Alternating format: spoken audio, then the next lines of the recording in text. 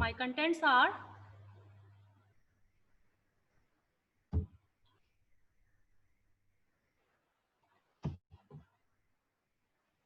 meaning of coaching, relationship between coaching and learning, what is the profession or qualification of a coach, responsibilities or characteristics of a good coach, heavy bag training tips, fitness exercise for stand-up players, journal warming up, exercise structure for stand-up players, benefits of physical fitness exercises, wushu injuries, the reason of injuries in wushu, and how to prevent from them. Meaning of coaching. Just a few minutes, please.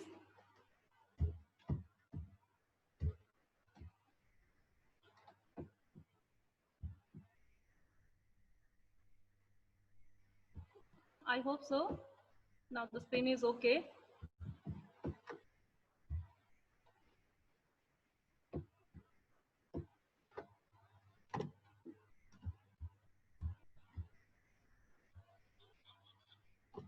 Meaning of coaching by T.F. Greens. Coaching is a task of a coach which is performed for the development of players.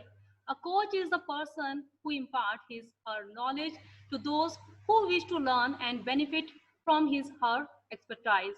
Coaching एक coach को दिया गया ऐसा task है जो अपने अनुभव के द्वारा खिलाड़ी की परफॉर्मेंस को इंक्रीज करने के लिए, खिलाड़ी की परफॉर्मेंस को बढ़ाने के लिए, ताकि वो अपने लक्ष्य तक सही तरीके से और कम समय में पहुंच सके, उसे इन्हांस करने के लिए एक अहम भूमिका को अभिनीत करता है. Relationship between coaching and learning. Coaching is what coach do. Learning is what players do. Relationship between good coach and players learning to a quality, how they are related and what their doubt is clear. Coaching coach के द्वारा करवाई जाती है, learning player के द्वारा सीखी जाती है. जो कार्य जो ट्रेनिंग का टास्क होता है कोच के द्वारा दिया जाता है. दोनों के बिटवीन एक रिलेशनशिप, हेल्दी रिलेशनशिप होना बहुत ज्यादा जरूरी है, ताकि खिलाड़ी बिना डरे अपने डाउट्स को अपने कोच के द्वारा क्लियर कर सके. If such a connection truly exists, then your ability to teach should be just on the basis of student learning and level he or she achieve, for example, district, state, national or international medal. You should be held accountable for student learning despite poor parenting, negative attitude and other social ills. Your attention should be based at least in part of student come outcomes. एक coach को पहले से ये clear होना चाहिए कि उसके पास कितना समय है किसी कंपटीशन के लिए, उसी हिसाब से उसे ट्रेनिंग शेड्यूल को प्लान करना चाहिए. दिनों की संख्या और सेशन की संख्या को उसको आंकना चाहिए. अगर डिस्ट्रिक्ट का कंपटीशन है उसके पास टाइम कम है, स्टेट का कंपटीशन है, नेशनल कंपटीशन है या इंटरनेशनल कंपटीशन है, अगर कोच चाहता है कि उसके द्वारा दी गई ट्रेनिंग से खिलाड़ी एक अच्छा मेडल लेके आ सके, तो उसको उस हिसाब से ट्रेनिंग को प्लान करते हुए, समय को बर्बाद ना करते हुए आगे बढ़ना चाहिए. और जो खिलाड़ी के नेगेटिव थॉट्स हैं कि मैं नहीं सीख पाऊंगा, मुझे आता नहीं है, इतना कम समय है, खाने के लिए अच्छा नहीं है, मेरे पास में प्रोटेक्टिव गियर्स पूरे नहीं है, या किसी भी चीज को लेकर के उसके अंदर नेगेटिव एटीट्यूड आ जाता है, तो एक कोच को चाहिए उसके नेगेटिव एटीट्यूड को पूरी तरह से दूर करे. Professionalism in coaching. कोचिंग में प्रोफेशनलिज्म होना बहुत ज्यादा जरूरी है. What is the profession and qualification of a good coach?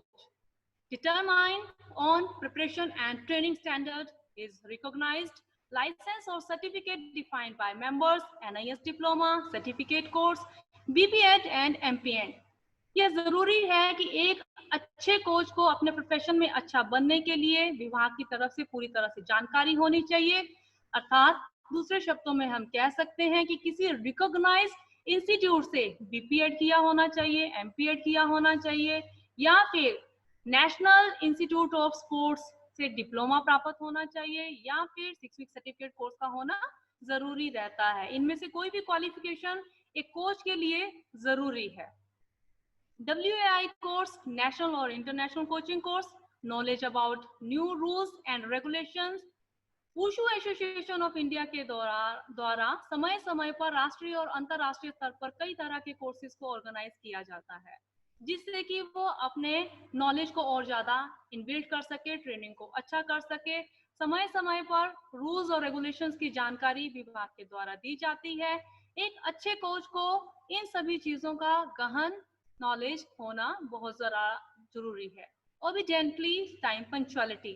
Obediently means आज्ञाकारी। Coach is the ideal person for everyone side. एक खिलाड़ी को बहुत ज्यादा जरूरी रहता है कि वह अपने कोच को आइडल पर्सन मान करके चले। उसे अपने कोच के द्वारा करवाई गई ट्रेनिंग पर विश्वास होना चाहिए और कोच को भी चाहिए कि वो समय को बिल्कुल भी बर्बाद ना करे। अगर उन्होंने एक समय निर्धारित किया है, सुबह का, दोपहर का या शाम का, उस समय के अनुसार अपनी ट्रेनिंग को समय पर ही शुरू करना चाहिए, समय पर ही खत्म करना चाहिए। Complete knowledge about game. जैसा कि आपको पता ही है, वुशु में 2 पार्ट है, सांशु और ताओलू। अगर कोच सांशु की ट्रेनिंग दे रहा है तो उसे सांशु के सारे नियमों को ज्ञान रखना चाहिए। अगर ताओलू की ट्रेनिंग दे रहा है तो ताओलू के रूल्स और रेगुलेशंस के बारे में उसे पूरी तरह से नॉलेज होना चाहिए। Knowledge about first aid, wushu training and conditioning. एक कोच को यह बात का विशेष तौर पे ध्यान रखना चाहिए कि जब खिलाड़ी परफॉर्मेंस देने के लिए किसी कंपटीशन में जाता है या ट्रेनिंग करने के लिए प्लेटफॉर्म पर आता है, उस समय खिलाड़ी को किसी तरह की चोट भी लग सकती है। इन इंजरीज के बारे में मैं नेक्स्ट स्लाइड में आपको बताऊंगी। साथ ही वुशु ट्रेनिंग में उसे क्या क्या चीजों को करवाना चाहिए ताकि वो कम से कम समय में अपने लक्ष्य तक जल्दी से जल्दी पहुंच सके। और बॉडी की कंडीशनिंग प्रॉपर वे में होनी चाहिए। जैसे कि हमें मालूम ही है कि मोटर एबिलिटीज 5 होती हैं: स्पीड, स्ट्रेंथ, फ्लेक्सिबिलिटी, कोऑर्डिनेशन और इंड्योरेंस। इन सभी को बेस बना करके ट्रेनिंग शेड्यूल तैयार किया जाना चाहिए। Next, responsibility of a coach और कैरेक्टरिस्टिक्स ऑफ अ कोच। एक कोच की बहुत सी जिम्मेदारियां होती हैं और कोच के अंदर बहुत सी कैरेक्टरिस्टिक्स यानी विशेषताएं भी जो है वो होनी चाहिए। सबसे पहले है the coach as a friend. Coach एक दोस्त की तरह होना चाहिए जिसके साथ खिलाड़ी अपने दिल की कोई भी बात बिना हिचकिचाहट से कर सके। अगर उसे किसी तरह की कोई हेजिटेशन है, चाहे वो सप्लीमेंट्स को लेकर है या डोपिंग से रिलेटेड है या मील से रिलेटेड है या कंपटीशन प्रोग्राम से रिलेटेड है या ट्रेनिंग सेशन से रिलेटेड है, तो अपनी पर्सनल और प्रोफेशनल दोनों तरह की बात को वो अपने कोच के साथ सही तरीके से कर सके। इस तरह का फ्रेंडली नेचर कोच के अंदर होना चाहिए। अगर ऐसा नेचर कोच का नहीं है तो उसे इस तरह का नेचर अपने अंदर डेवलप करना चाहिए। Coach as an adviser, counsellor, planner and maturity.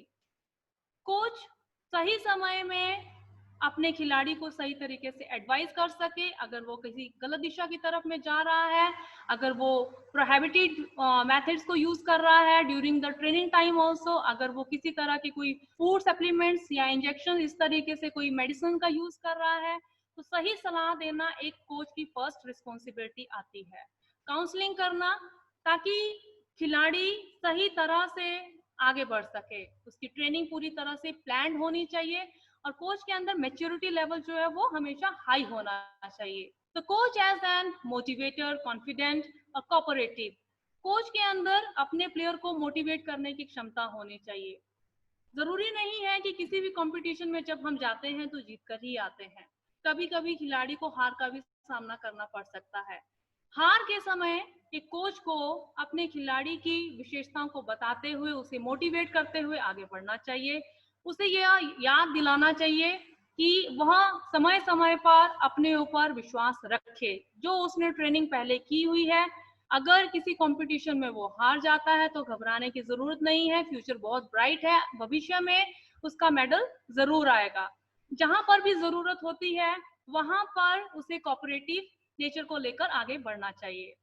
The coach as an correct demonstrator. ये बहुत ज्यादा जरूरी है कि जो कोच अपने खिलाड़ी को सिखाना चाहता है उसका परफॉर्मेंस उस लेवल पे अगर पहुंचा है या नहीं पहुंचा है, वह सही तरीके से उस चीज को बता सके। Positive behaviour, ability to understand the player. एक कोच के अंदर पॉजिटिव बिहेवियर होना बहुत ज्यादा जरूरी है।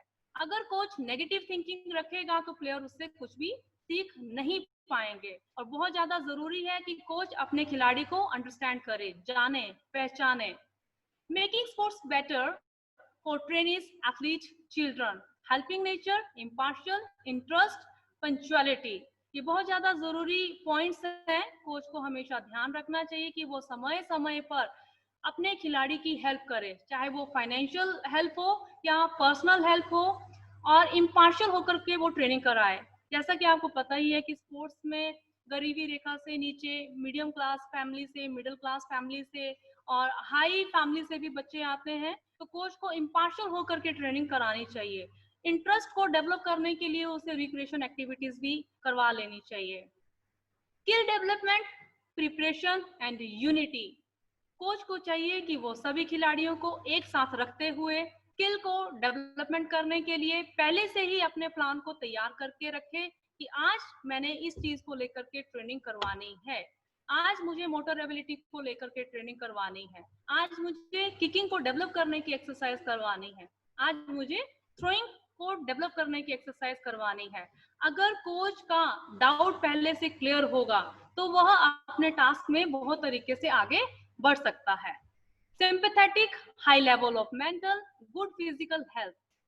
जरूरी है कि कोच जो है उसकी हेल्थ बहुत अच्छी हो और उसकी सोच जो है वो हाई लेवल की होनी चाहिए और उसके अंदर हमेशा दयालुता वाला भाव आना चाहिए। Knowledge about warming up and cooling down exercise. Skill development के साथ साथ ही कोच को इस बात का विशेष ध्यान रखना चाहिए कि वह समय समय पर before the starting of training को शुरू करने से पहले पूरी तरह से खिलाड़ी को वार्म अप करवाए और ट्रेनिंग को खत्म करवाने के बाद कूलिंग डाउन करवाए। Leadership quality, knowledge about balance diet. ये सबसे महत्वपूर्ण बात यहाँ पे है कि कोच के अंदर लीडरशिप क्वालिटी का होना बहुत ज्यादा जरूरी है। उसे संतुलित आहार, पौष्टिक आहार के बारे में जानकारी होनी चाहिए। जरूरी नहीं है कि फूड सप्लीमेंट्स, वे प्रोटीन्स और अन्य प्रोडक्ट्स को लेकर ही खिलाड़ी आगे बढ़ सकता है। अगर कोच को दालों के बारे में, प्रोटीन के बारे में जानकारी होगी कि किस चीज से हमें प्रोटीन मिलता है, किस चीज से हमें विटामिन मिलता है, किस चीज से हम लोग अपना वेट गेन कर सकते हैं, किस चीज से हमें वेट लॉस करना है, अगर ये बैलेंस डाइट के बारे में उसे जानकारी होगी तो वो खिलाड़ी की परफॉर्मेंस को अच्छे से आगे बढ़ा सकता है। The coaching profession, type of coach. Coach जो है वो मैंने अपनी समझ के अनुसार लिखा है 3 तरह के होते हैं, ऐसा कहीं पर भी मेंशन नहीं है। ये मेरी अपनी सोच है, अगर आपको अच्छा लगता है आप मान सकते हैं, नहीं है तो आप इसे निग्लेक्ट भी कर सकते हैं। 1 is choice and second one is chance and third one is force। एक तरह से कोच एक ऐसा होता है जिसने अपने प्रोफेशन को खुद से चुना है। अगर मैं चाहती हूँ कि मुझे कोच बनना है तो मैंने बीपीएड किया, एमपीएड किया या पीएचडी किया, एनआईएस किया, डब्ल्यूआई के कोर्सेज किए, इंटरनेशनल कोर्सेज किए, कहीं डिस्ट्रिक्ट लेवल में ट्रेनिंग देना शुरू किया। That is my choice. मुझे अच्छा लगता है कि मैंने ट्रेनिंग करवाना है। And second one is by chance. मुझे पैसे कमाने के लिए किसी भी फील्ड में नौकरी करना है तो मैंने बीपीएड किया है, एमपीएड किया है और गवर्नमेंट के थ्रू जब भी कोई एडवर्टाइजमेंट आती है मैंने उसको फॉर्म को फिल कर लिया और बाय लकीली मैंने किसी दूसरी तरह पर भी फॉर्म को फिल किया है, बाय चांस मुझे यहाँ पे नौकरी मिल जाती है। This one is by chance and third one is by force. मेरे पेरेंट्स या मेरे से जुड़े हुए लोग जो है वो चाहते हैं कि मैं इस प्रोफेशन में जाऊं तो उन्हों के धक्का देने की वजह से मैंने इस प्रोफेशन को ज्वाइन कर लिया जहां पर मेरा मन नहीं है। Next is the coaching profession can be regretted. The 3 ways coaching as a profession. Coaching को प्रोफेशनली लेना चाहिए। Coach as a mission. जरूरी है अगर आपने अपने आप ये प्रोफेशन को चुना है तो आपका मिशन, आपका टारगेट क्या होना चाहिए, उसकी अचीवमेंट को लेके आने के लिए आपने क्या पाथ पकड़ा है, कौन सा रास्ता अपनाया है, उस तरह से आपको आगे जाना चाहिए। Coaching as a vacation. If coaching is your mission then it means, अगर यह आपका मिशन है तो आपको किन किन बातों का विशेष ध्यान रखना चाहिए? We have number of 3 points. One is planned and systematic coaching. Coaching हमेशा प्री प्लान होनी चाहिए और सिस्टमैटिक होनी चाहिए, जिसको हम 3 भागों में आगे सब हेडिंग में डिवाइड करते हैं. One is the microcycle, second one is mesocycle and third one is macrocycle. May be ये नए वर्ड कुछ एक लोगों के लिए हो जिन्होंने NIS नहीं किया होगा या BPEd MPEd भी नहीं किया है, तो कुछ प्लेयर, कुछ इंटरनेशनल खिलाड़ी जिनको इनके बारे में पूरी तरह से जानकारी है, लेकिन ऐसे भी कोई लोग होंगे जिन्होंने इस ग्रुप में ज्वाइन किया है जिनको इनके बारे में पता नहीं है. मैं उनको बताना चाहूंगी. माइक्रोसाइकिल एक ट्रेनिंग का सबसे छोटा सा साइकिल होता है, कुछ दिनों का साइकिल रहता है. It is the smallest training cycle and consist of 3 to 10 days. When the duration of microcycle is 7 days, it is called weekly cycle. यह कुछ दिनों का ऐसा एक प्रोग्राम पीरियड है जो कि कम से कम 3 दिनों का बनाया जाता है. अधिक से अधिक इसकी संख्या 10 दिन की होती है. जब यह प्रोग्राम साइकिल, जब ये प्लान, जब ये शेड्यूल 7 डेज के लिए बनाया जाता है, इट कॉल्स वीकली साइकिल. उसे वीकली साइकिल के नाम से जाना जाता है. The duration of microcycle is in case of train sportsman is normally from 5 to 10 days. The last training session or days of the microcycle aim at recovery and relaxation. माइक्रोसाइकिल का जो last का दिन रहता है उसमें इस बात का विशेष ध्यान रखा जाना चाहिए कि खिलाड़ी को पूरी तरह से रिकवरी दी जाए और उसे पूरी तरह से रिलैक्स रखा जाए, ताकि वो किसी कंपटीशन में जा रहा है वहां जाने के लिए पूरी तरह से तैयार हो, या फिर वो मेसोसाइकिल में जा रहा है तो उसके लिए उसकी पूरी तरह से प्रिपरेशन हो सके. Once a coach forever player. इस बात को हमेशा ध्यान में रखते हुए ट्रेनिंग को करवाना चाहिए कि जो एक कोच है वो भी किसी समय में एक प्लेयर रहा है. तो खिलाड़ी के ऊपर किसी तरह का लोड, ओवरलोड नहीं देना चाहिए. उतना ही लोड खिलाड़ी को देना चाहिए जितना कि उसके अंदर सहन करने की क्षमता हो. Next is mesocycle 3 to 6 week. Mesocycle is the training cycle of medium duration. It is composed of a definite arrangement of 3 to 6 microcycles or weekly cycle. mesocycle एक मीडियम लेवल का साइकिल होता है जो कि 3 से 6 हफ्तों के साथ मिलकर के बना होता है, जिसे मंथली साइकिल के नाम से भी जाना जाता है. The last microcycle or weekly cycle of a mesocycle primarily aim at recovery and relaxation. mesocycle के लास्ट जो हफ्ता होता है, लास्ट वाला जो वीक है, उसमें इस बात का विशेष ध्यान रखा जाना चाहिए कि उसका एम, उसका लक्ष्य खिलाड़ी को नेक्स्ट साइकिल पे जाने के लिए, प्रतियोगिता में जाने के लिए और रिकवरी के लिए किया जाना चाहिए, ताकि खिलाड़ी पूरी तरह से रिलैक्स हो सके. Next is macrocycle 1 to 4 year. Macrocycle सबसे बड़ा साइकिल होता है, इसमें सबसे ज्यादा लंबे टाइम पीरियड को लिया जाता है. This is considered the longest cycle of training. It's duration can be from 3 to 4 months to 12 months और even longer.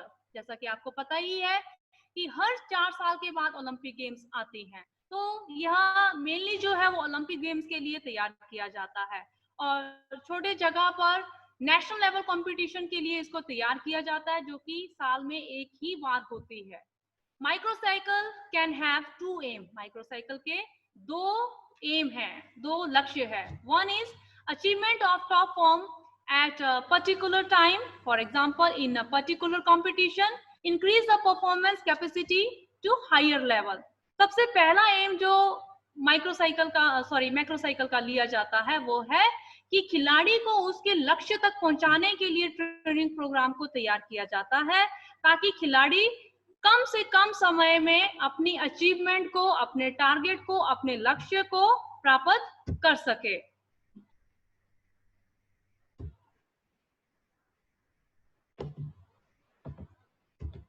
Next is points to be remembered.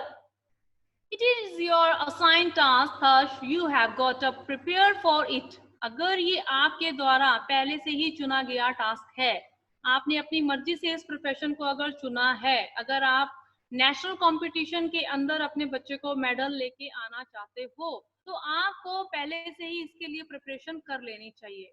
Continuous feedback from the student side, हमेशा आपको अपने बच्चे से feedback ले लेना चाहिए। उसके ऊपर किसी चीज को डाल नहीं देना है कि आज आपने ये ट्रेनिंग करना है और बच्चा ये कह रहा है कि नहीं, आज मैं इस चीज को करने के लिए सक्षम नहीं हूँ, आज मैं मेंटली रिलैक्स नहीं हूँ, मेरी बॉडी में पेन हो रहा है, मेरे मसल्स रिलैक्स नहीं है, मुझे बॉडी के अंदर खिंचाव का अनुभव हो रहा है, आज मैं बहुत ज्यादा लेजी फील कर रहा हूँ, I am not feeling comfortable in that time during the practice time, before the starting of practice, before the starting of your skill.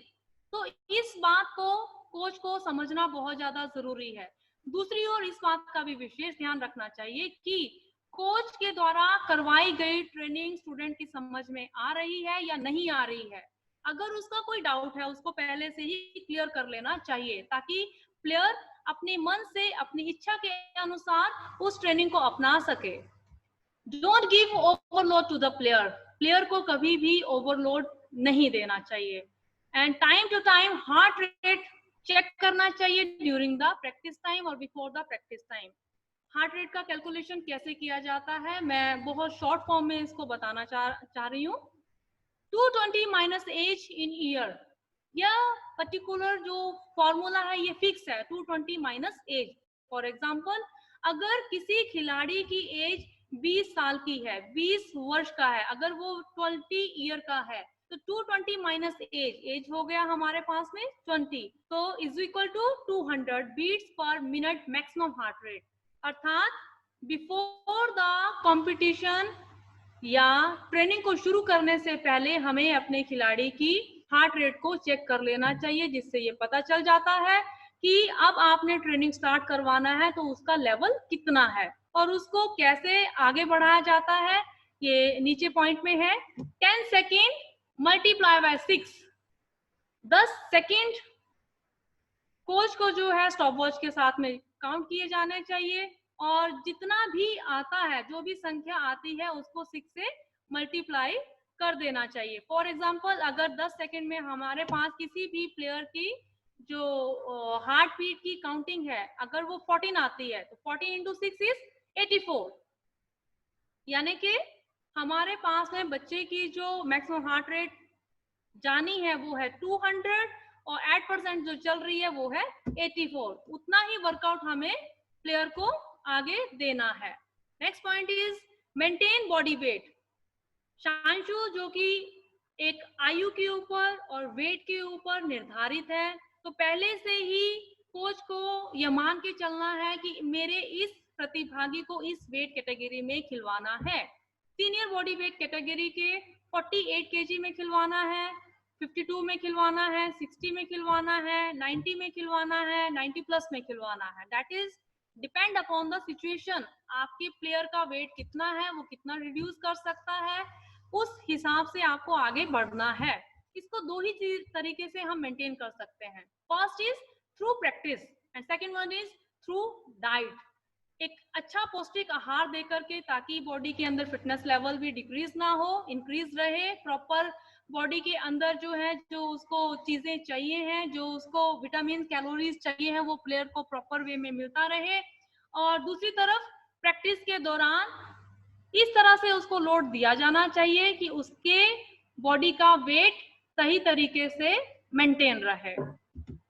Next is questions for discussions. Time to time player के साथ में जो भी उनके doubts हैं उनको clear करना चाहिए विद एग्जांपल।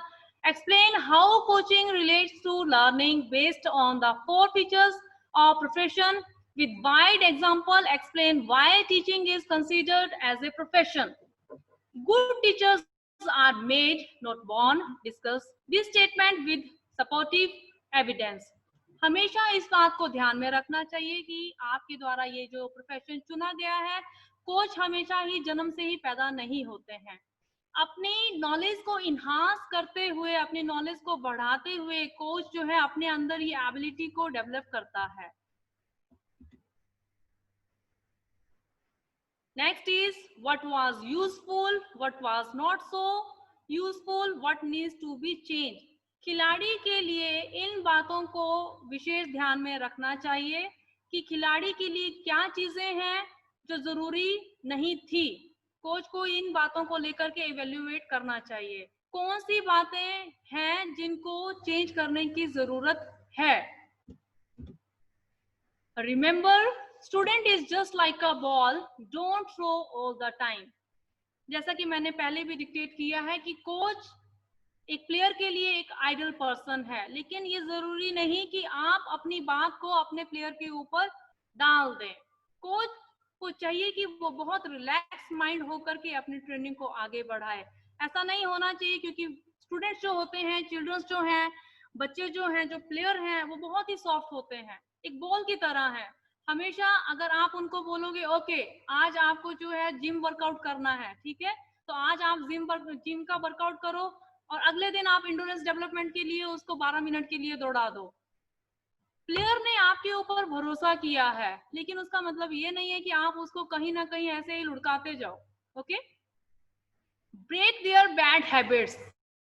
हर बच्चे के अंदर कुछ ना कुछ बैड हैबिट्स होती हैं। कईयों को बहुत ज्यादा मीठा खाने की हैबिट होती है, कईयों को झूठ बोलने की हैबिट होती है, कईयों को बहुत ज्यादा सोने की हैबिट होती है। इन बातों को कोच को पहले से ही जो है वो आंक लेना चाहिए कि मेरा ये स्टूडेंट है, मैंने इसको बेस्ट बनाना है। उसको बेस्ट बनाने के लिए मुझे उसके अंदर की जो बुराइयां हैं मुझे उसको दूर करना है।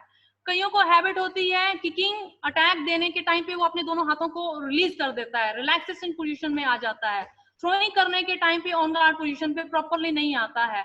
तो जो उसके अंदर बुराइयां हैं, जो उसके प्रॉपरली की पॉइंट्स उनको बना करके प्लेयर को उसकी स्लाइड्स बना करके दिखाना चाहिए, वीडियो रिकॉर्डिंग करके उसको बताना चाहिए कि बेटा आप यहाँ पर गलत कर रहे हो, ये चीज ऐसे नहीं है, ये चीज को ऐसे करना है।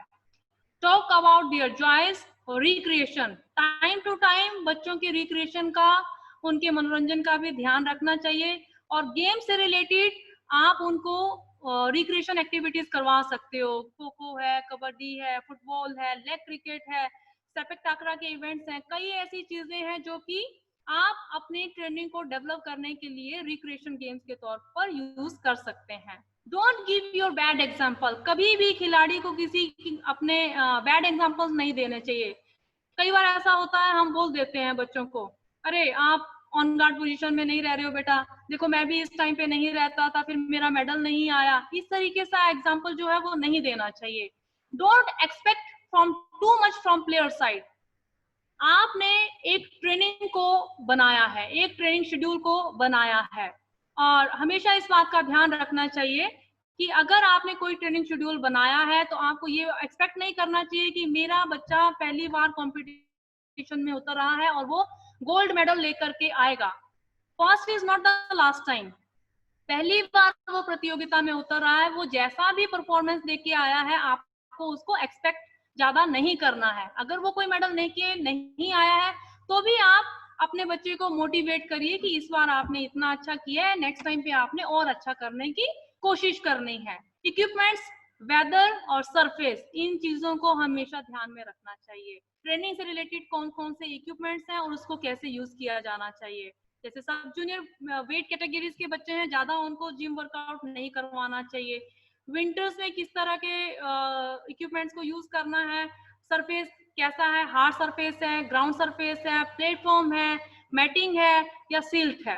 डोंट थिंक अबाउट अपोनेंट, जजेस और ऑडियंस। पहले से ही ये नहीं बच्चे को बताना चाहिए कि आप जिससे मिलने के लिए जा रहे हो, जिससे आपका कंपटीशन है, वो तो इंटरनेशनल मेडलिस्ट है, वो अर्जुन अवार्डी है, वो 10 साल से खेलता आ रहा है, उसके पास तो गेम का इतना एक्सपीरियंस है। आपको अपने बच्चे को डिमोरलाइज नहीं करना है, आपको जजमेंट की तरफ नहीं जाना है। आपको प्लेयर को बोलना है you are the best, do your best performance in the competition.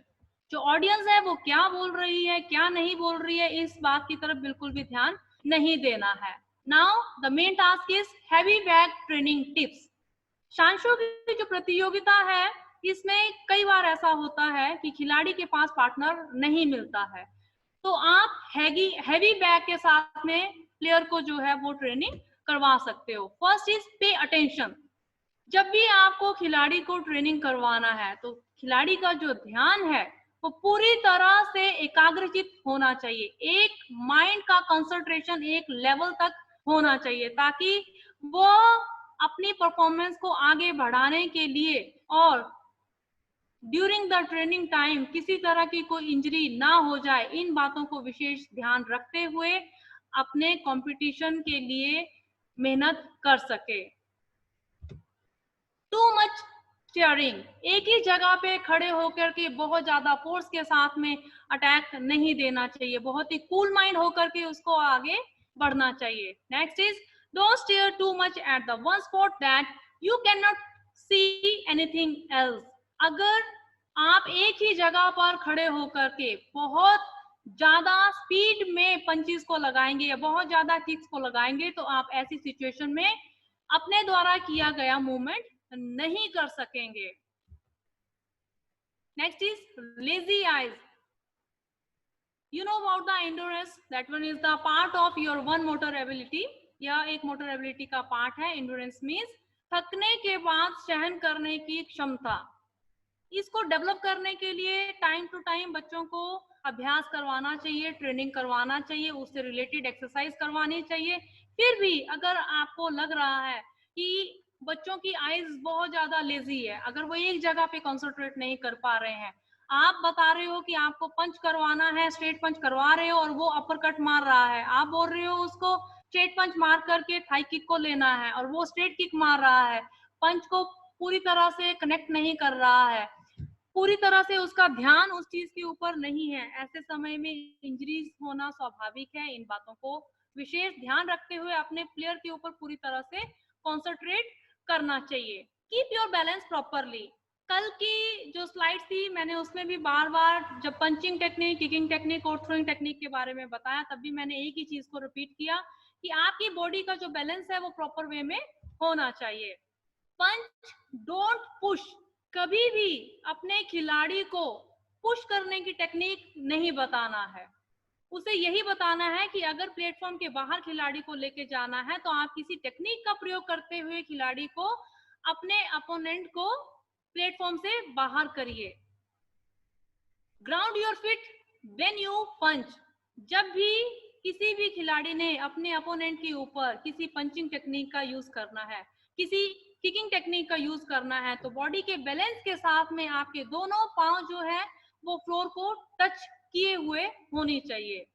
Move your feet when you not punch, move your hands और मूव योर फीट। हमेशा इस बात का ध्यान रखना चाहिए कि जिस समय आप कुछ भी एक्टिविटी नहीं कर रहे हैं, ना तो आप कोई थ्रोइंग टेक्निक के लिए जा रहे हो, ना तो आप किसी किकिंग टेक्निक का यूज कर रहे हो, ना फिर किसी आप पंचिंग टेक्निक का यूज कर रहे हो, ऐसे समय में भी आपकी ऑन गार्ड पोजीशन होनी चाहिए और आपकी बॉडी का मूवमेंट जो है वो पूरी तरह से प्रॉपर होना चाहिए। Keep your distance in the proper way. आपको अपने अपोनेंट से during the training, during the practice हमेशा डिस्टेंस क्रिएट करके ही आगे बढ़ना चाहिए। कम से कम आपको अपने और अपने अपोनेंट के बीच में 1 to 1.5 मीटर का डिस्टेंस क्रिएट करके ही अटैक देने की टेक्निक को सीखना चाहिए, तभी आप कंपटीशन में सही तरीके से अंक हासिल कर सकेंगे। डोंट वेट, ये बहुत ही महत्वपूर्ण पॉइंट है, इसमें मैं ये बताना चाहूंगी, lots of the time during the competition हमेशा स्पेक्टेटर की तरफ से ये आवाज आती है, हो गया टाइम पास करिए, बस टाइम हो रहा है, वेट करो, आपके बहुत ज्यादा अंक है। तो कभी भी इन बातों को नहीं देखना चाहिए, नहीं सुनना चाहिए, कभी भी ये वेट नहीं करना चाहिए कि बस टाइम हो रहा है। आप अपने अंकों की श्रृंखला को और आगे आगे बढ़ाइए। दूसरी तरफ डोंट वेट का मतलब ये भी है कि सामने वाले के अटैक का वेट नहीं करना चाहिए। You have the ability, then you can start first. अगर आपको अपने ऊपर भरोसा है तो आप पहले किसी भी टेक्निक का अटैक जो है, किसी भी टेक्निक का यूज जो है अपने अपोनेंट के ऊपर ले सकते हैं। The moment you stop punching your opponent start punching, ये बहुत ही अच्छा पॉइंट है। अगर आप ऐसा नहीं करते हैं, अगर आप खड़े होकर के वेट करते हैं कि सामने वाला अटैक लेगा और फिर आपको डिफेंड करना है और फिर आप अपोनेंट के ऊपर अटैक लेंगे, तो ऐसे टाइम पे सब कुछ बिगड़ जाता है। कहते हैं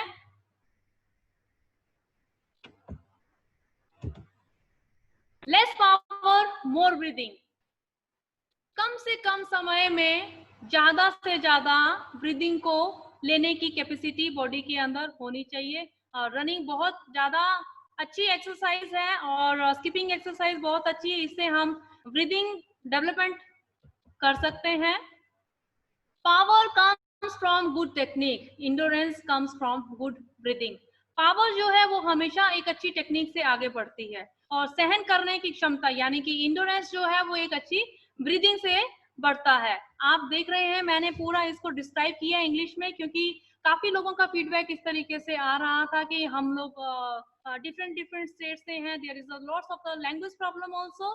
तो पूरा डिस्क्रिप्शन इंग्लिश में है, मैं जस्ट अपने भाषा का प्रयोग हिंदी में इसलिए कर रही हूँ ताकि लोगों को सही तरीके से उसको पता चल जाए। और जिनको लैंग्वेज का प्रॉब्लम है वो नीचे स्लाइड्स में दिए गए पॉइंट्स को पढ़ सकते हैं। थ्रो 3-6 पंचेस, हमेशा एक पंच के ऊपर पॉइंट लेने की कोशिश नहीं करनी चाहिए। वन टाइम पे डिफरेंट कॉम्बिनेशन के साथ में 3 to 6 पंच को अटैक लिया जाना चाहिए। Be active when you rest, जैसा कि कल भी मैंने बताया था कि कंपटीशन में 3 राउंड रहते हैं जिसमें से 2 राउंड विन करने वाले को विजेता घोषित किया जाता है और बीच में एक मिनट का रेस्ट पीरियड रहता है। रेस्ट पीरियड में भी अपने आप को बिल्कुल ही शिथिल अवस्था में नहीं लेके जाना चाहिए, थोड़ा सा आपको एक्टिव रहना है, थोड़ा पानी पीजिए, ब्रीदिंग लीजिए, अपने मसल्स को पूरी तरह से रिलैक्स करिए ताकि आप नेक्स्ट राउंड के लिए प्रिपेयर हो सके। Keep your hands up all the time. Remember, with the balancing position you can raise your hands in the on guard position. These are the 10 key points. Objective: at the end of the coaching, players should be able to define the meaning of coaching, describe coaching as a profession, explain coaching as both an art and science, motivate yourself. Coach को चाहिए कि जब उसने अपना training का session complete किया है तो उसे ये बताना है कि आज मेरा टास्क इस चीज को डेवलपमेंट करने के लिए था, क्या खिलाड़ी को वह चीज समझ में आई है या नहीं आई है, और साइंस से रिलेटेड सारी व्यायाम शिक्षा को अपने साथ जोड़ना चाहिए और अपने ऊपर पूरी तरह से विश्वास होना चाहिए कि जो उसने ट्रेनिंग करवाई है उससे खिलाड़ी अपनी बॉडी के अंदर डेवलपमेंट को लाकर कम से कम समय में अपनी अचीवमेंट को बढ़ा सकता है। These are the fitness exercises for Sanda players. एक सांशो के प्लेयर के अंदर फिटनेस को बरकरार रखने के लिए, फिटनेस को बढ़ाने के लिए ये कुछ एक्सरसाइज हैं जो मैंने यहाँ स्लाइड में मेंशन किया है, आप देख सकते हैं। First is walking exercise, running exercise, throwing exercise, climbing exercise, carrying exercise, lifting exercise, jumping and skipping exercise, balancing exercise, fighting exercise, pulling and pushing exercise, ये throwing technique के लिए करवाई जाती है। rolling exercise related to throwing technique for the development of throw, kicking and hitting exercise, partner exercises, bench exercises जिसमें प्लयोमेट्रिक exercise बहुत ज्यादा अच्छी आती हैं, वॉल वॉर्स ये फ्लेक्सिबिलिटी को डेवलप करने के लिए यूज किया जाता है, exercise with hand operators just like medicine ball, dumbbells, sand bag, skipping rope, body roll and rubber rope. Next is general warm up exercise structure for the wushu player. ये बताने की इतने ज्यादा मुझे जरूरत नहीं है कि खिलाड़ियों को डेवलप करने के लिए, इंजरी से बचने के लिए वार्म अप करना बहुत ज्यादा जरूरी है, फिर भी मैंने इसको 5 पॉइंट्स में डिवाइड किया है। One is the mild stretching exercise, कभी भी वार्म अप को शुरू करने से पहले कम से कम 1 मिनट और अधिक से अधिक 2 मिनट तक पूरे शरीर की माइल्ड एक्सरसाइज को कर लेना चाहिए ताकि जो मसल का टोन है वो इजीली चेंज हो सके। और इसका जो पर्टिकुलर टाइप है that is the static stretch, यानी एक ही जगह में खड़े होकर के स्ट्रेचिंग को करना। Second one is CVR number 1 exercise जिसका पर्टिकुलर टाइम है 3 to 5 मिनट और इसका पर्पस है बॉडी के अंदर अप्रोक्सीमेट 40 to 45% जो हार्ट रेट है वो इंक्रीज करना, और इसके जो पर्टिकुलर टाइप्स हैं वो है वॉकिंग, रनिंग, जॉगिंग, टिपिंग। इन वेरिएशन एक्सरसाइज के साथ में आप पीवीआर एक्सरसाइज को कर सकते हैं for the development of your body parts. Next is your main stretching exercise. Body में किसी भी तरह से कोई भी मस्कुलर इंजरी ना हो जाए, क्योंकि स्ट्रेचिंग मेन पार्ट रहता है हमारी बॉडी का खिलाड़ियों में। किसी भी टास्क को लेकर के जाने के लिए, चाहे वो पंचिंग टेक्निक है, चाहे वो किकिंग टेक्निक है, बॉडी के मसल्स का खींचना स्वाभाविक रहता है। इंजरीज ना हो इसलिए इसमें सबसे ज्यादा टाइम दिया जाता है। मिनिमम टाइम है 5 और मैक्सिमम टाइम है 8। Next is CVR number 2 to 3 minute. इसका टास्क है जो बढ़ा हुआ आपका बॉडी का टेम्परेचर है उसको थोड़ा सा मेंटेन करते हुए अगेन हम 45 to 50% तक लेकर के आएंगे। और हमेशा हर टास्क के बाद प्लेयर का हार्ट रेट चेक किया जाना चाहिए। Last one is the strengthening part of the exercise. 1 to 2 minute का एक्सरसाइज का प्लान स्ट्रेंथनिंग को डेवलप करने के लिए किया जाना चाहिए। मिनिमम और मैक्सिमम 2 तरीके से वार्म अप करवाया जाना चाहिए according to the weather situation. गर्मी है तो हमें कम समय लेना चाहिए क्योंकि ऑलरेडी बॉडी के अंदर हीट रहती है, और सर्दी है तो बॉडी का टेम्परेचर जो है वो कम रहता है, उसकी वजह से समय को बढ़ा देना चाहिए। Benefits of physical fitness for Sanda player. अगर कोई भी खिलाड़ी फिजिकल एक्टिविटी को करता है तो उसके शरीर में किस तरह से क्या क्या डेवलपमेंट होता है वो इन पॉइंट्स को देख करके जान सकते हैं। Strengthen the muscles, increase muscle endurance, increase flexibility, help reduce the risk of injuries, result in significance improvement in tension, anxiety, depression, anger, fatigue, confusion, help one cope with daily stress, decreases the blood pressure at rest or during exercise, etc. Next one is circuit training. एक circle में जो training करवाई जाती है उसे circuit training के नाम से जाना जाता है, जिसमें कम से कम 5 और मैक्सिमम जो है वो 12 स्टेशंस को लिया जाता है। बॉडी के डिफरेंट बॉडी पार्ट्स को लेकर के हर स्टेशन पे एक एक्सरसाइज प्लान की जाती है ताकि खिलाड़ी की पूरी बॉडी का वर्कआउट सही तरीके से हो सके, उसमें डेवलपमेंट सही तरीके से हो सके। इससे सांशो से रिलेटेड एक क्लिप मेरे पास है। I will try to my level best. अगर ये क्लिप चल जाएगी तो आई एम नॉट श्योर, अगर नहीं चलेगी तो आई फील सो सॉरी। और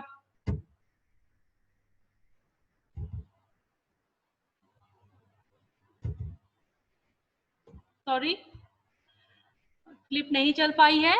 नेक्स्ट मैं आगे बढ़ रही हूँ। Points to be remember, everybody get tyres.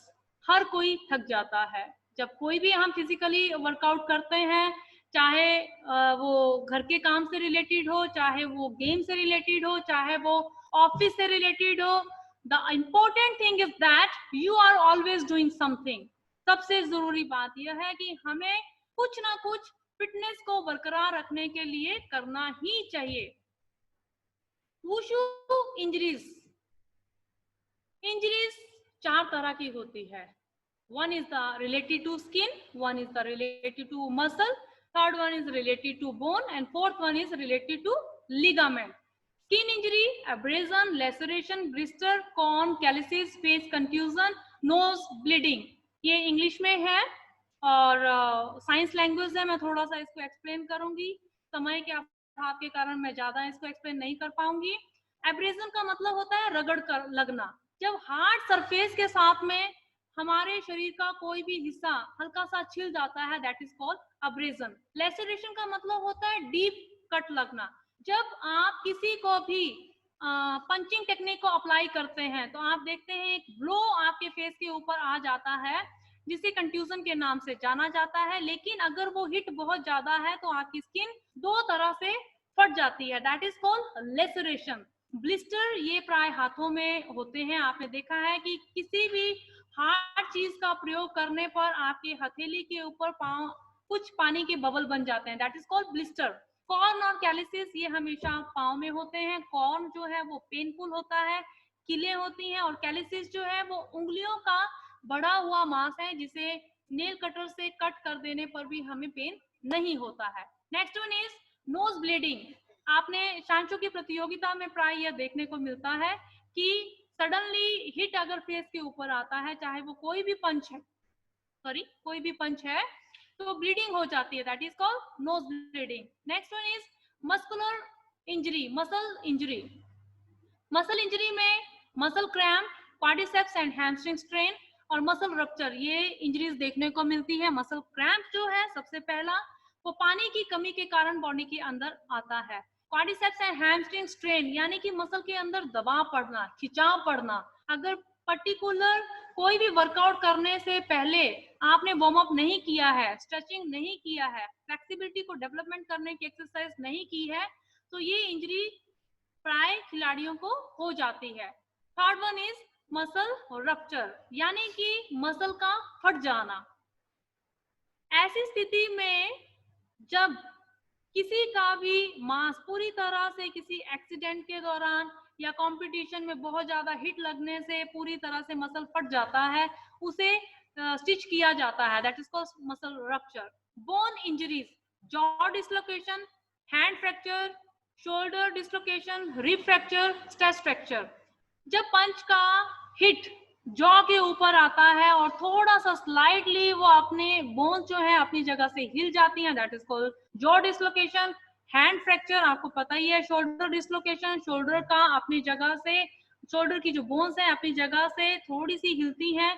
Rib fracture kick के दौरान या किसी थ्रोइंग टेक्निक को अप्लाई करने के दौरान ये चीज आ जाती है। और स्ट्रेस फ्रैक्चर, दबाव के कारण हड्डियों का टूट जाना, स्ट्रेस फ्रैक्चर कहलाता है। लिगामेंट इंजरी, स्ट्रेन और स्ट्रेन, यह एंकल में देखने को मिलता है। स्ट्रेन का मतलब है ट्विस्ट, पुल यानी कि tear. Reason of injuries in wushu and how to prevent from them. कौन से ऐसे कारण हैं जिसके कारण वुशु में ये इंजरीज हो जाती हैं, या गेम में इंजरीज हो जाती हैं, या सांचो के प्लेयर में ये इंजरीज आ जाती हैं। First is poor physical fitness of Sanda player. अगर खिलाड़ी का सही तरीके से फिटनेस नहीं है तो यह इंजरी देखने को आपको मिलेगी। Lack of knowledge of rules of the game. अगर खिलाड़ी को नियमों के बारे में पूरी तरह से जानकारी नहीं है तभी इंजरी हो जाती है। Arrogant behaviour of a player. अगर खिलाड़ी के अंदर अच्छा बिहेवियर नहीं है, वो बहुत ज्यादा एग्रेशन में रहता है, गुस्से में रहता है, तब भी ये चीज हो जाती है। Avoid the use of sports card. अगर प्रोटेक्टिव गियर्स का सही तरीके से प्रयोग खिलाड़ी नहीं करता है तब भी इंजरी हो जाती है। पुअर मेंटेनेंस ऑफ प्लेटफॉर्म पे सरफेस। अगर जिस प्लेटफॉर्म के ऊपर प्रैक्टिस की जा रही है, चाहे वो कंपटीशन प्लेटफॉर्म हो या सिंपल मैट्स है या ग्रासी ग्राउंड है या किसी भी तरह का कोई हार्ड सरफेस है, वहां पे पूरी तरह से सफाई नहीं है, पूरी तरह से उनका मेंटेन नहीं किया गया है और खिलाड़ी उसके ऊपर जाकर प्रैक्टिस करता है, तब भी इंजरी का होना स्वाभाविक है। Next point is without warming up start practice. अगर खिलाड़ी ने सब कुछ किया है और कंपटीशन में चला गया है लेकिन वार्मिंग अप नहीं किया है तो इंजरी तब भी हो सकती है। इसलिए कहा जाता है कि वार्म अप करने के बाद ही अपनी स्किल को स्टार्ट करना चाहिए, चाहे वो कंपटीशन में जाने से पहले हो या फिर प्रैक्टिस को शुरू करने से पहले हो। Poor equipment use by Sanda player. खिलाड़ी के द्वारा कल भी जो आपको बताया गया था, कुछ प्रोटेक्टिव गियर्स को यूज किया जाता है। That one is head guard, gum sheet, groin guard, gloves, chest guard. अगर वो सही नहीं है, इक्विपमेंट फटे हुए हैं, पुराने हो गए हैं, उनमें स्मेल आ रही है, आपके बाल बहुत ज्यादा बड़े हुए हैं, स्वेटिंग हो रहा है बॉडी का, आपने उनको सही तरीके से धूप में नहीं रखा है, उनमें फफूंदी लग गई है या वो फट गए हैं, पूरी तरह से जुड़े हुए अवस्था में नहीं है, अगर उसके सही तरीके से ना होने के बाद आप उसको डेली रूटीन में यूज कर रहे हैं, तब भी इंजरी का होना स्वाभाविक हो जाता है। आई होप सो कि आज मेरे द्वारा जो भी की पॉइंट्स आपको बताए गए हैं, बेसिकली वो 3 चीजों से जुड़े हुए थे। One is the coaching ability, coach को किन किन चीजों का ध्यान रखना चाहिए। Second one is related to player, खिलाड़ी को किन किन बातों का ध्यान रखना चाहिए during the competition, before the competition और before the starting of practice. And the third one is injuries अगर हो जाती है तो वो इंजरीज कौन कौन सी है और उनको रोकने के लिए क्या क्या विशेष बातों को ध्यान में रखना चाहिए। इन बातों को लेकर के मैंने आज का अपना लेक्चर डिलीवर किया है। आई होप सो कि आपको अच्छा लगा हुआ, और इससे रिलेटेड अगर कोई भी डाउट्स हैं तो प्लीज मोस्ट वेलकम। अगर इस समय के अभाव से मैं आप लोगों के आंसर नहीं दे पाऊं तो please send me in my email ID. आप मुझे मेल कर सकते हैं, आप मुझे व्हाट्सएप में कर सकते हैं। मैं कोशिश करूंगी कि आपके डाउट्स को क्लियर करूं। और मैं धन्यवाद करना चाहूंगी सभी स्पोर्ट्स अथॉरिटी की ग्रेट डिग्निटीज का, NIS के पूरी डिग्निटीज का, जिन्होंने मुझे ये मुकाम दिया कि मैं अपने अनुभव को आपके साथ में शेयर कर सकूं। Thank you. Stay home, stay safe. Thank you so much. Thank you sir.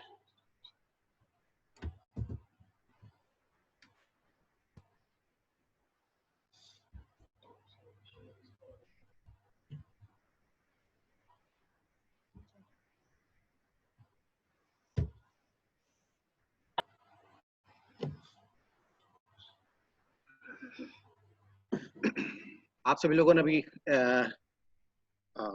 Lecture सुना, और अभी कोई क्वेरीज है या कोई डाउट है तो आप अपने हाथ को उठा सकते हैं।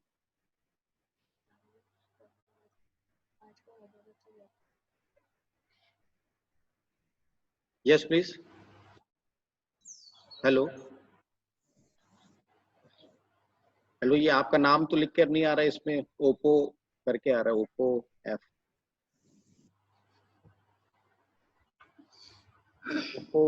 F11 Pro।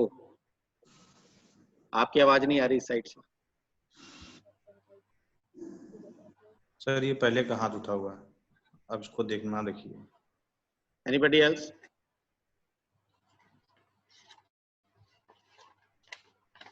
कोई और कुछ पूछना चाहता है तो?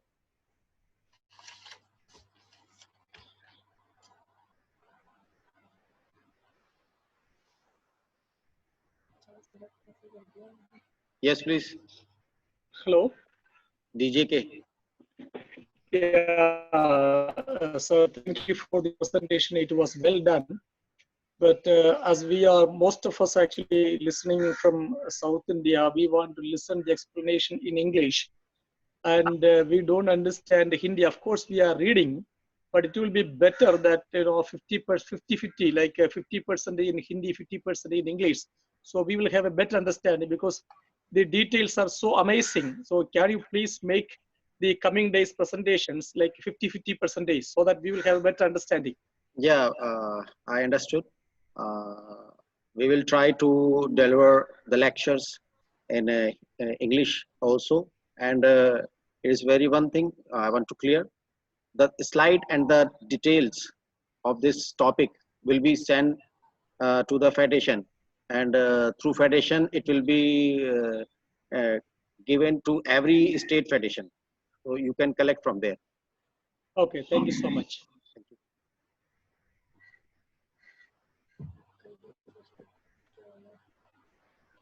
Yes, anybody else?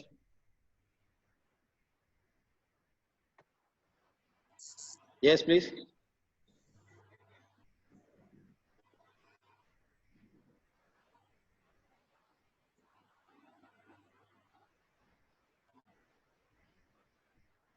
If you want to ask anything, please raise your hand.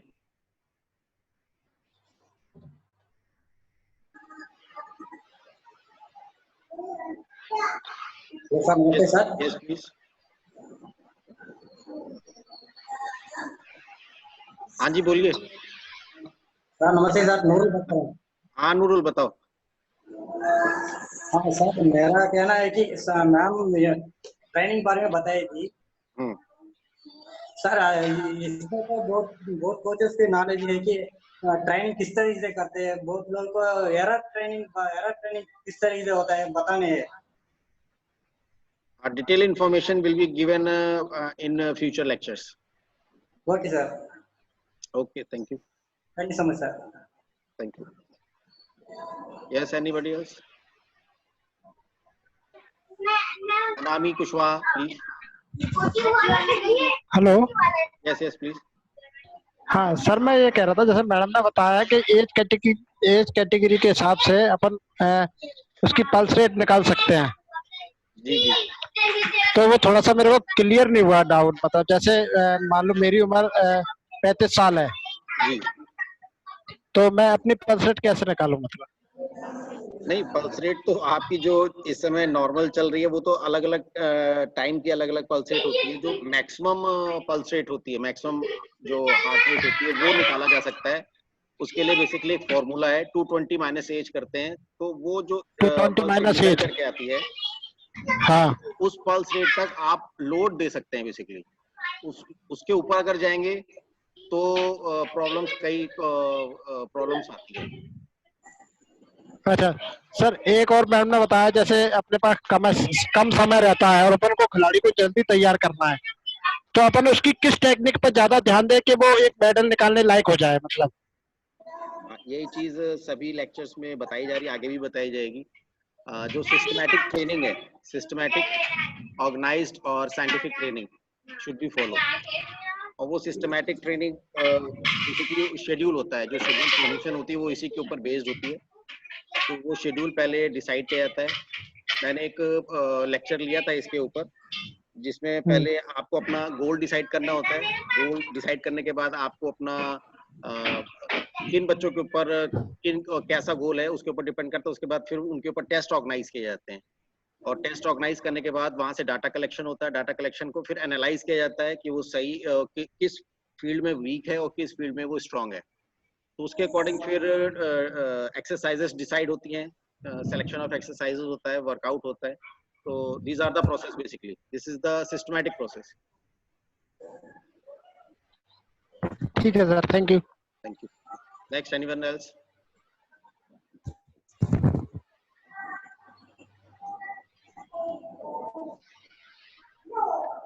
जी सुमित जी। नमस्कार सर। नमस्कार सर।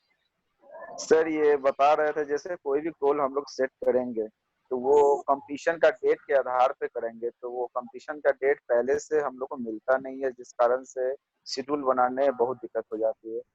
इंटरनेशनल का तो रहता है लेकिन नेशनल का नहीं रहता है, तो उसका कैसे सर हम लोग करेंगे? ये चीज भी मैंने अपने प्रीवियस लेक्चर में ली थी, बताया भी था उस समय कि ट्रेनिंग तो हमें कंटिन्यू, एक टेंटेटिव डेट हमें मिलती है, एग्जैक्ट डेट का हमें नहीं पता होता। आप सही कह रहे हो, कई बार डेट पोस्टपोन्ड या प्रीपोन्ड हो जाती है।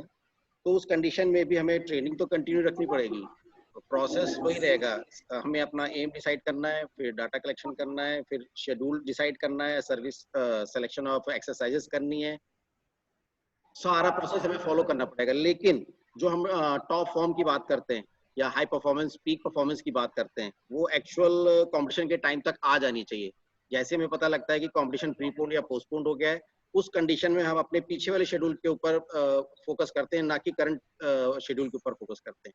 तो हमारी जो परफॉर्मेंस चल रही होती है वो स्टैग्नेट हो जाती है, रुक जाती है उस कंडीशन में, और हम पीछे वाले शेड्यूल को फॉलो करना शुरू कर देते हैं। जैसे हमारी डेट फिक्स होती है, हम अपने प्रॉपर जो फिक्स शेड्यूल है उसको कंटिन्यू कर देते हैं। तो इस तरह से हम अपनी परफॉर्मेंस को, टॉप फॉर्म को आने से रोकते भी हैं, और टॉप फॉर्म को एग्जैक्ट टाइम पर हम लेके भी आते हैं। सर जी दूसरा एक टेस्ट चाहिए था, जो एनसीओई का जो टेस्ट होना चाहिए वो जी पोर्टल के लिए नॉर्म्स, मांगा आप नॉर्म्स की बात कर रहे हैं? आप जी सर। नॉर्म्स की बात कर रहे हैं सुमित? जी सर, एनसीओई का वो पोर्टल होता है, मैं समझ गया आपको। पोर्टल में वो टेस्ट अभी तक हम लोग का नहीं आया।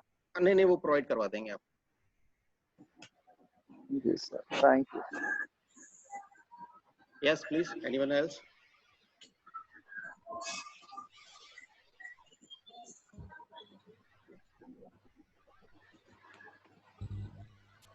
Yes, Ritesh, this is the last question for you, please.